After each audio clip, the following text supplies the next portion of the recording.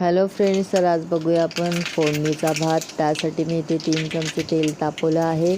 आता यामध्ये मी घातले अर्धा चमचा मोहरी, अर्धा चमचा जिरे।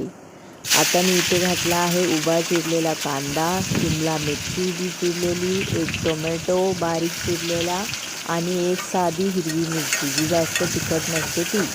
असा हा सर्व भाज्या घालून आपण थोड्याशा तेलामध्ये परतूया। 1 ते 2 मिनटं परतून झाल्यावर त्यामध्ये मी घालणार आहे अर्धा चमचा आलं लसूण पेस्ट। आता हे चांगल्या प्रकारे मिक्स करा। ह्या भाज्या चांगल्या 2 मिनटं परतल्यानंतर यामध्ये मी आपल्या आवडीनुसार मसाले घातले आहेत।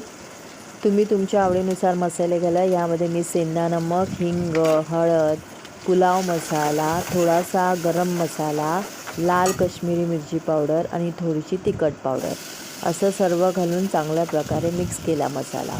अगदी 1 सेकंदात परतून मी ताबडतोब हा भात घातला, साधा भात जो चांगला मोकळा शिजला होता तो भात घातला आहे। एक तर भात शिळा पाहिजे किंवा मग चांगला थंड झालेला भात पाहिजे रेडी।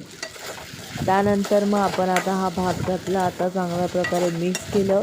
आता हे चांगल्या भाज्या मिक्स झाल्या आहेत। यावर आपण 2 मिनटं झाकण ठेवूया।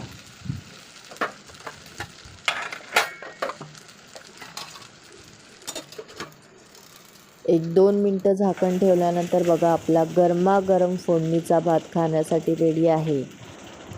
चॅनलवर नवीन असाल तर सबस्क्राईब करायला विसरू नका। रेसिपी आवडली असेल तर लाईक करा। असेच नवनवीन व्हिडिओ पाहत राहा। तोपर्यंत बाय बाय, टेक केअर।